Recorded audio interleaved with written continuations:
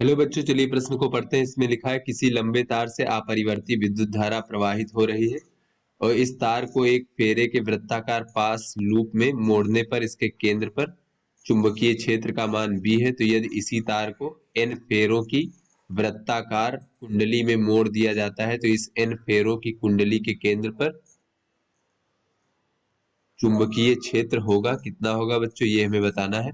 चार विकल्प यहाँ पर दिए गए हैं, सही विकल्प का चयन करना है। तो चलिए बच्चों, पहले इस प्रश्न की मूल अवधारणा को हम देख लेते हैं।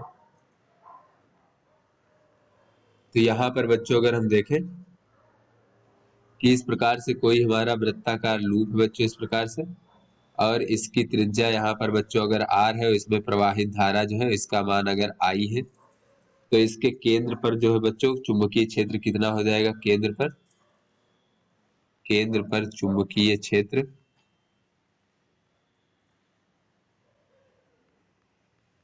B बराबर हो जाएगा बच्चों म्यू नॉट भागे 2 और I भागे R, इस प्रकार से। और इसकी अगर दिशा की बात करें बच्चों तो अपने दाएं हाथ की चारों उंगलियों को धारा की दिशा में मोड़ेंगे तो अंगूठे की दिशा में जो होगा चुंबकीय क्षेत्र की दिशा होगी। तो यहाँ पर बच्चों अगर हम देखें तो केंद्र पर चुंबकीय क्षेत्र इस प्रकार से ऊर्ध्वाधर दिशा में ऊपर की ओर होगा। तो चलिए बच्चों अपने प्रश्न को हल करते हैं। तो यहाँ पर बच्चों कहा जा रहा है कि पहले जो है जब वृत्ताकार पास में मोड़ते हैं बच्चों तो यहाँ पर इसके केंद्र पर चुंबकीय क्षेत्र का मान B है। तो पहले बच्चों मान लीजिए इस प्रकार से जब वृत्ताकार लूप पास में मोड़ा गया बच्चों इस प्रकार से, तो इस समय इसकी त्रिज्या R थी बच्चों, मान लीजिए इस प्रकार से, और यहाँ पर प्रवाहित धारा I थी। तो केंद्र पर चुंबकीय क्षेत्र B का दिया गया है बच्चों, इसका मान था म्यू नॉट भागे 2 और I भागे R, इस प्रकार से। तो जब इसी तार को जो है n फेरों वाली, यहाँ पर कहा जा रहा है n फेरों की वृत्ताकार कुंडली में मोड़ दिया जाता है, तो इस n फेरों की कुंडली के केंद्र पर चुंबकीय क्षेत्र कितना होगा। तो बच्चों अब n वृत्ताकार लूप होंगे बच्चों इस प्रकार से, यहाँ पर दूर दूर दिखा रहे हैं बच्चों स्पष्टता के लिए इस प्रकार से। तो ये प्रत्येक लूप जो होगा वृत्तीय ही रहेगा यहाँ पर। तो इस प्रकार से इसमें धारा I प्रवाहित होगी। तो यहाँ पर अगर हम देखें तो प्रत्येक के केंद्र पर जो चुंबकीय क्षेत्र होगा बच्चों उसकी दिशा अगर हम देखें तो सभी में दिशा ऊर्ध्वाधर ऊपर की ओर होगी। तो सभी का चुंबकीय क्षेत्र आपस में जुड़ जाएगा बच्चों। तो यहाँ पर अब जो नया चुंबकीय क्षेत्र होगा वो B डैश मान लेते हैं और वो n गुना हो जाएगा किसी एक के चुंबकीय क्षेत्र के बच्चों। तो यहाँ पर बच्चों पहले हम देख लेते हैं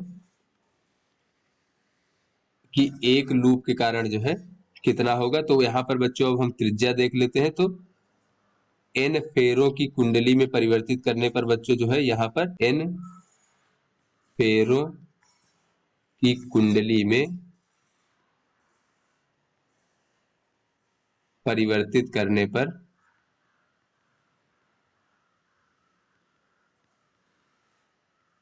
कुल तार की लंबाई जो है वो तो परिवर्तित होगी नहीं बच्चों, कुल तार की लंबाई परिवर्तित नहीं होगी।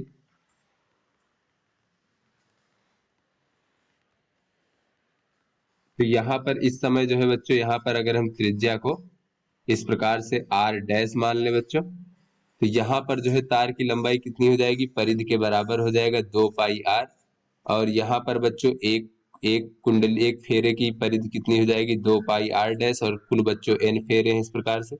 तो यहाँ से बच्चों अगर हम देखें तो 2 पाई से 2 पाई कट जाएगा और R बराबर हो जाएगा R डैश और गुणे n बच्चों इस प्रकार से।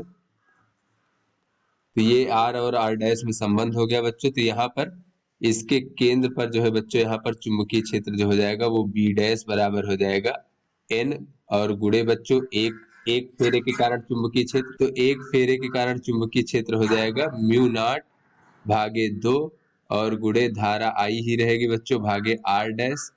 तो यहाँ पर R डैश की जगह पे हम कह सकते हैं बच्चों R भागे n, यहाँ से बच्चों तो ये हो जाएगा n गुणे म्यू नॉट भागे 2 और गुणे I भागे ये हो जाएगा R भागे n। तो n ऊपर चला जाएगा बच्चों, तो ये हो जाएगा इस प्रकार से n का वर्ग गुणे म्यू नॉट भागे 2 I भागे R, ये हमारा B डैश हो जाएगा बच्चों। यहाँ से अगर हम देखें तो म्यू नॉट भागे 2 और I भागे R जो है बच्चों ये हमारा B के बराबर है। तो ये हो जाएगा B डैश बराबर n का वर्ग गुणे बच्चों B, इस प्रकार से। तो चलिए बच्चों अपने विकल्पों को देखते हैं। तो इस प्रकार से ये C विकल्प हमारा सही विकल्प होगा। तो आशा करते हैं आपको समझ में आ गया होगा। धन्यवाद।